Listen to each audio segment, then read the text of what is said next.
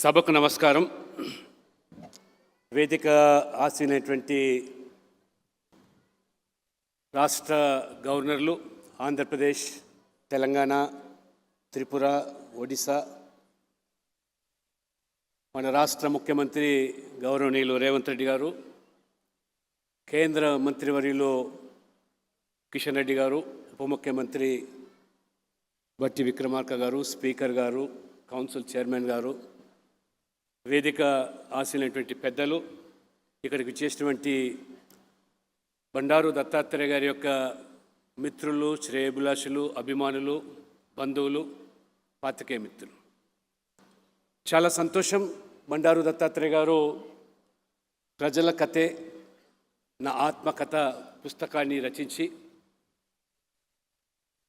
ముఖ్యంగా వారు తన ప్రజా జీవితాన్ని రాష్ట్రీయ స్వయం సేవక సభ్యులుగా ప్రారంభించి ఆర్ఎస్ఎస్ ప్రచారకగా కొనసాగుతూ దివిసీనలో ఉప్పెన సంభవించినప్పుడు వారు చేసినటువంటి సేవలు ప్రచారక సేవకులుగా మేమందరం నమ్మినటువంటి సిద్ధాంతం అంత్యోదయ. సమాజంలో చిట్ట చివరి వ్యక్తి, అత్యంత దారిద్ర్య రేఖ దిగువన ఉన్నటువంటి వ్యక్తికి మొదటగా వారికి సేవలు అందించాలని, ఆ రకంగా వారు దివిసీమలో ఉప్పెనలో కోల్పోయినటువంటి నిరాశ్రయులకు ఇల్లు కట్టించి దీన్ దయాళ్ పురం అనేటువంటి పేరు వారు నామకరణం చేశారు. వారు ప్రవచించినటువంటి సిద్ధాంతమే అంత్యోదయ సిద్ధాంతం. ఆ రకంగా వారు ఒక అజాత శత్రువుగా వారు రాజకీయాల్లో ప్రవేశించిన తర్వాత, ఇంతకుముందు ఇంద్రసేన రెడ్డి గారు, డాక్టర్ హరిబాబు గారు చెప్పారు, అనేక ఒడిదడులకు ఎదుర్కొన్నారు వారు. మొదటి 3 సార్లు ఎన్నికల్లో పోటీ చేసినప్పుడు నేను హైదరాబాదు బీజేపీ అధ్యక్షుడిగా కొనసాగుతున్న సందర్భంలో 2 పర్యాయాలు సికింద్రాబాదు పోటీ చేసి ఓడిపోయినప్పటికీ, ఆనాడు ప్రస్తుత గోషామహల్ మహారాజ్గంజ్ అసెంబ్లీగా పోటీ చేసి ఓడిపోయినప్పటికీ కూడా మొక్కవోని ధైర్యంతో ఎక్కడ కోల్పోయామో అక్కడే సాధించాలని మడమ దిప్పకుండా, రాజీ పడకుండా, సిద్ధాంతంతో కూడా ఏమాత్రం కూడా రాజీ పడకుండా 1991లో సికింద్రాబాద్ పార్లమెంటు పోటీ చేసినప్పుడు ఆ పార్లమెంటు ఇన్ఛార్జిగా నేను పనిచేయడం జరిగింది. దత్తాత్రేయ గారితో రాజకీయపరమైనటువంటి ప్రయాణమే కాదు, దాదాపు 4 దశాబ్దాలు దత్తాత్రేయ గారు, ఇంద్రసేన రెడ్డి గారు, కిషన్ రెడ్డి గారు, నేను, ఆ తర్వాత డాక్టర్ హరిబాబు గారు, ఆంధ్రలో శ్రీనివాస్ వర్మ కూడా మాతో కలిసి పనిచేశారు. సత్యకుమార్ గారు ఆలస్యంగా వచ్చినప్పటికీ మా భావాలతో, సిద్ధాంతాలతో ఉన్నటువంటి వ్యక్తి. ఈ రకంగా దత్తాత్రేయ గారితో నాకున్నటువంటి ప్రత్యేక అనుబంధం ఏంటంటే, వారు ఎంపీగా 4 సార్లు, వారు కేంద్ర మంత్రిగా వారు కొనసాగుతున్న సందర్భంలో సికింద్రాబాద్ పార్లమెంట్లోని ముషీరాబాదు 2 సార్లు ఎమ్మెల్యేగా వారితో కలిసి పనిచేశాం.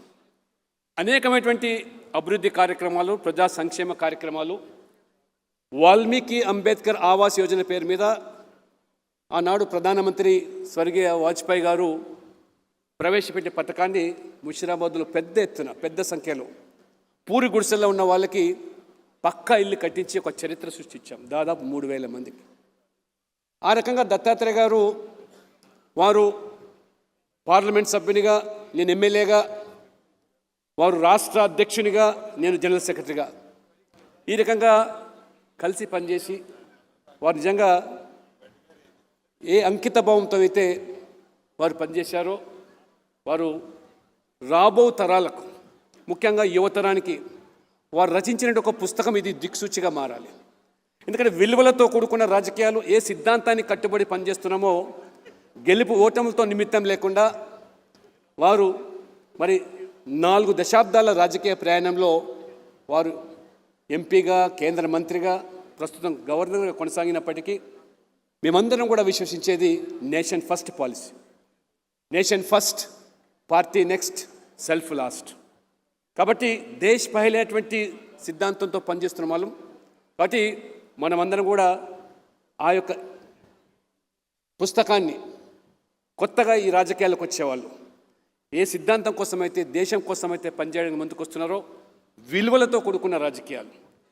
ఇవాళ ఈ వేదికలో అనేక పార్టీలకు సంబంధించినటువంటి వ్యక్తులు రాగలిగినారంటే వారు ఒక అజాత శత్రువుగా మరి అన్ని వర్గాల ప్రజలతోని అన్ని పార్టీలతో కూడా సత్సంబంధాలు పెంచుకుంటూ నమ్మిన సిద్ధాంతాన్ని కూడా వారు విడవకుండా పనిచేస్తున్న వ్యక్తి. కాబట్టి ఈ యొక్క పుస్తకం ఖచ్చితంగా ఈ తరం ఎవరైతే ఆశ్చర్యం కలుగుతూ ఉంటుంది ఒక్కొక్కసారి ఎవరు ఎక్కడ ఉన్నారో ఏ పార్టీలో ఉన్నారో మరి ఇవాళ గుర్తించలేని పరిస్థితి.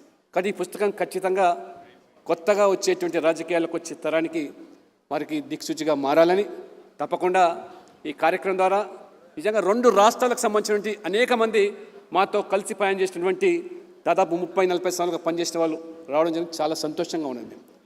కాబట్టి ఈ యొక్క మరి ప్రస్తుతమైనటువంటి ఈ పరిస్థితిలో ఒక మెటీరియలిస్టిక్ లైఫ్లో ఒకరినొకరు కలిసే పరిస్థితి లేని రోజుల్లో మళ్ళీ ఒక వేదిక దగ్గర రావడము అందరితో కలవడం అనేది పాత జ్ఞాపకాలు నెమ్మరు వేసుకోవడానికి ఈ వేదిక దోహదపడుతుందని చెబుతూ ఇవాళ మనం అందరం కలిసి ఏ రకంగా ఈ దేశహితం కోసం పనిచేస్తున్నామో మన 2 తెలుగు రాష్ట్రాల అభివృద్ధి కోసం మనం పనిచేస్తున్నామో అదే రకంగా మన ప్రధానమంత్రి ఏదైతే సంకల్పించారో 2047 వరకు ఒక వికసిత భారత్ అభివృద్ధి చెందిన దేశంగా ఈ ప్రపంచంలోనే మరి తీర్చిదిద్దాలని అయితే వారు ప్రయత్నం చేస్తున్నారో తప్పకుండా ఆ దిశలో మనం అందరం కూడా వారి సంకల్పానికి సహకారం అందిస్తూ కళలు సాకారం చేయడానికి దోహదపడాలని చెప్పి నేను కోరుకుంటూ ఈ అవకాశం ఇచ్చినటువంటి నిర్వాహకులకు వారి కుటుంబ సభ్యులకు కూడా నేను ధన్యవాదాలు చెప్తూ సెలవు తీసుకుంటాను.